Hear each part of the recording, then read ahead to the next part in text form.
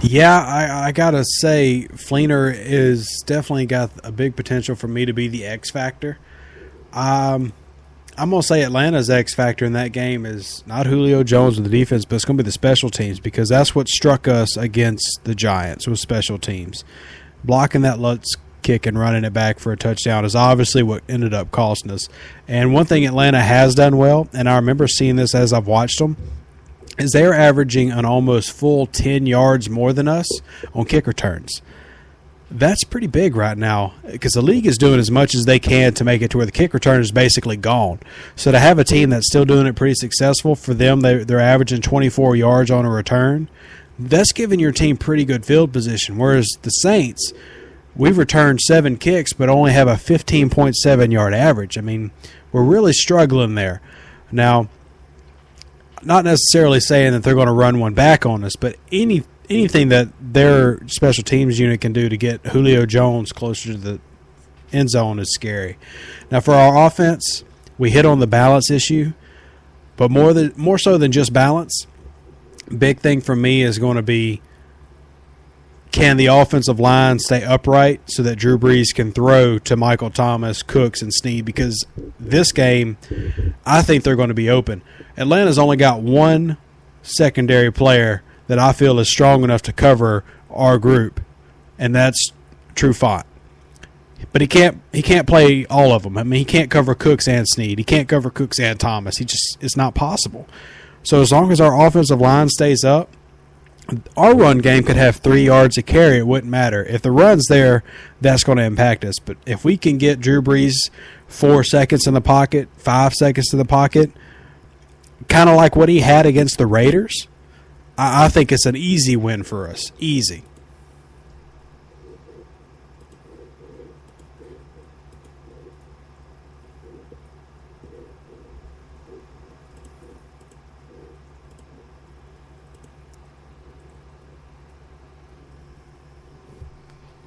Yeah.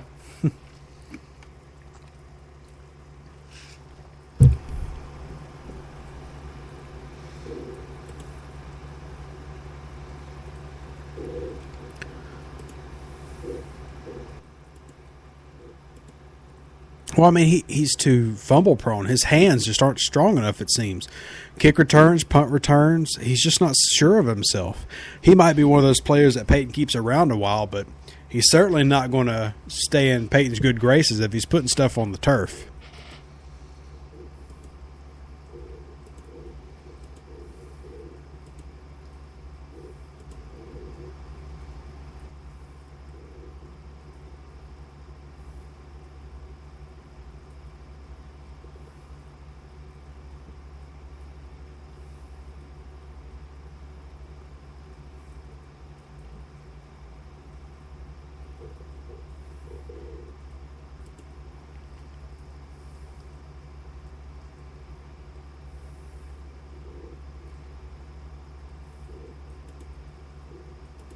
Yeah.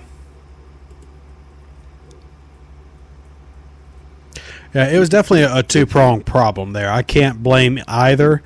Now, the reason I get Lutz on the low kick is because he's been doing it consistently. He's done this both games. So that's a problem that has to be rectified immediately. He's not kicking 63, 65-yarders every time. He doesn't need to be doing these low-line drives. Dude, just kick it up in the air, get some hang time in it, and do the safe kick. I don't care if it's ugly. If that thing spins sideways, I don't care as long as it gets through. But these low-line drives, he's going to be kicking 60% all year if he keeps that up.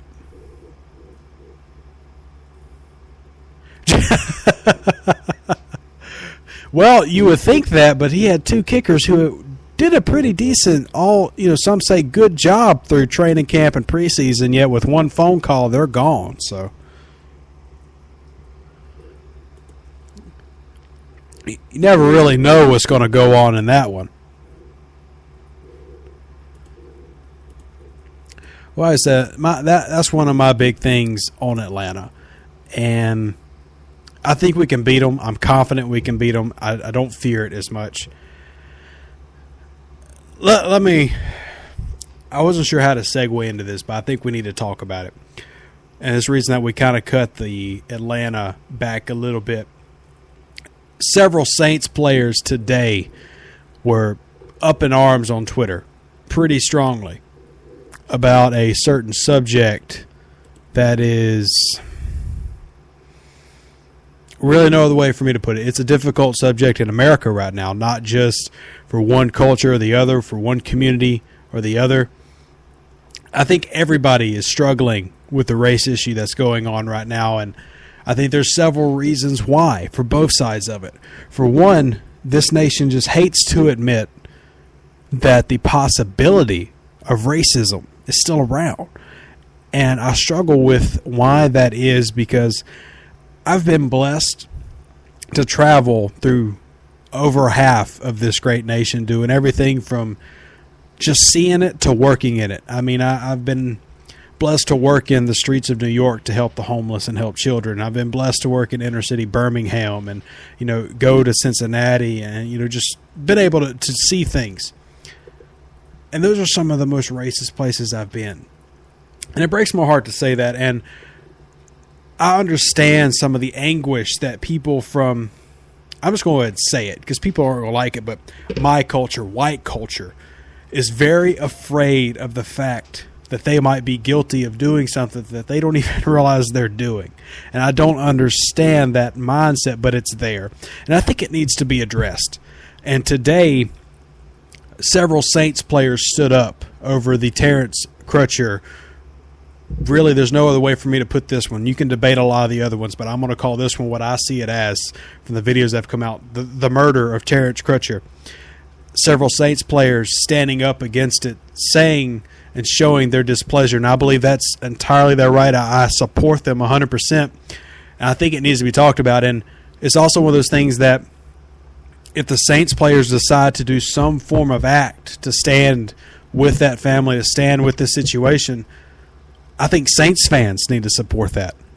Now, we're going to be talking about this a little bit more, so if it ruffles your feathers, I'm sorry, but even if you don't like this, whatever follows now to the rest of the show, you need to hear. Even if it's something I don't want to hear because of what I've grown up with, I need to hear it.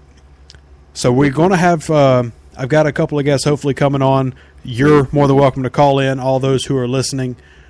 We need to talk about this. Brian, I know you got some thoughts on this. I've never met you for a subject that you didn't have thoughts on, so why don't you pick it up and then I'll hit back on it.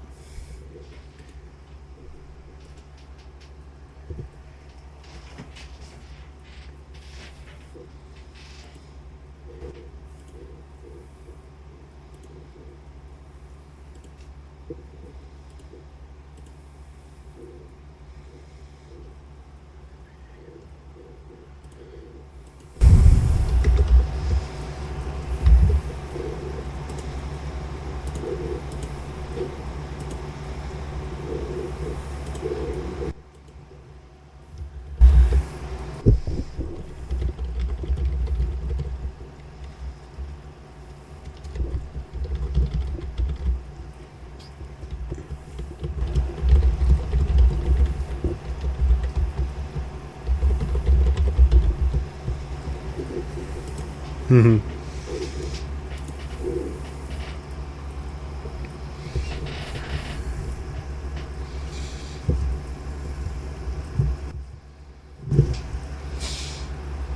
Mm-hmm.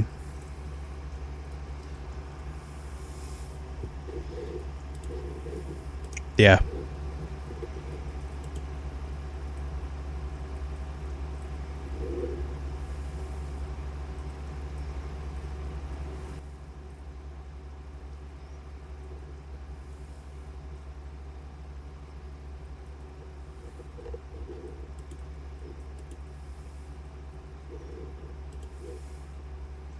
Mm-hmm.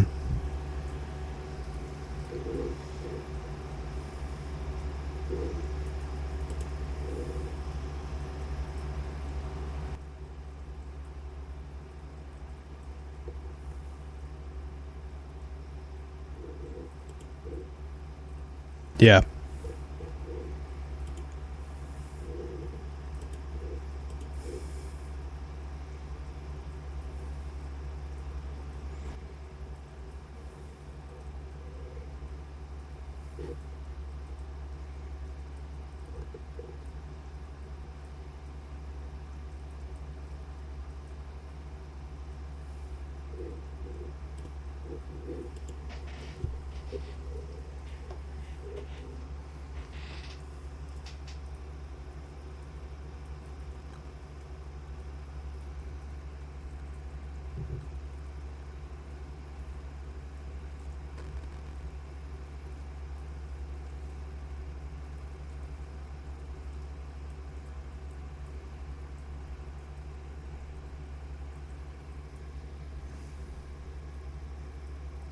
Yeah. Well, let me add to this, and I'm going to get a little bit personal. And because of most people who listen know that I am a minister of the Christian faith, and this is a subject that is personally very, very close to me. So let me say this.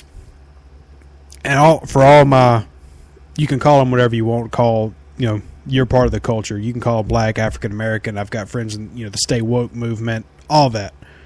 I hate the term African American, but here's why I hate it. From my point of the culture, the greatest tragedy, and I think the worst thing that's ever happened, because when white people say that every culture has had slavery, including African cultures, they're right. That's not wrong. But there's one thing that my culture did that I think is inexcusable, and it brings the problems that we have today. It explains everything perfectly. We stole the identity of everybody we brought over here. And that's why I don't like African American, because we put that as part of your culture.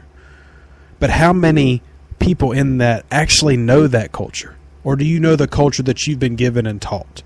And I don't say that to say that Western culture is bad. We burn all the church and schools and government to the ground. I'm saying that I take pride in knowing where I'm from. I realize that's part of my identity. I'm able to see things and explore my culture. But for most black people, they have no idea. Were they from Chad? Were they from Nigeria? Were they from South Africa? Did their ancestors speak Swahili? I mean, were they from Egypt? Where? When you take somebody's entire culture and ball it up and throw it away, and then wonder why young men and women grow up today having no mindset of who they are, and then you're shocked when they feel like they're still oppressed, that baffles me. And then I apologize for it, because it's my side of this nation that has refused to take responsibility for that. I can understand why, as a white person, you don't want to apologize for slavery because you've never owned a slave. Fine, valid argument. But that doesn't change the fact that what has happened since then, because that culture was destroyed and you've tried to replace it with yours, you've caused all the problems simply by a course of action type of deal that we're facing now. The whole mentality we have towards black people and the whole mentality that black culture has toward us is because of what we did to take away that mindset of who they are as a culture. And that tears me up inside. And I think that's the problem we have with Terrence, Crutch dying, or the Alton Sterling shootings, because yes, it does happen in terms of a percentage more for black culture, but I think it ultimately comes down to we view black culture as less than white culture. And that's the root of the problem. And it's hard to admit, it's hard for me to say. It shouldn't be hard for me to say, but it is. Just because I'm having to admit something I don't even realize I've done wrong my entire life. But that's how it is. And I think that's what we need to start talking about and realizing. It's not just a racism problem. Racism is a stem of a tree. It's not the root. The root of it is, when you take the identity of someone away, how can you expect them to become something when they don't know who they are? And that's what's tough for me. And that's what I think we need to start facing. And I think that's what people like Colin Kaepernick are kneeling for. And people like Cameron Jordan and Mark Ingram are tweeting for. I think that's the purpose. And once we finally realize that, we can fully move forward. I support what the civil rights movement did. 100%. But that's not it. I mean, it can't stop from that. It's not just about your right to go somewhere and vote somewhere and be somewhere. It's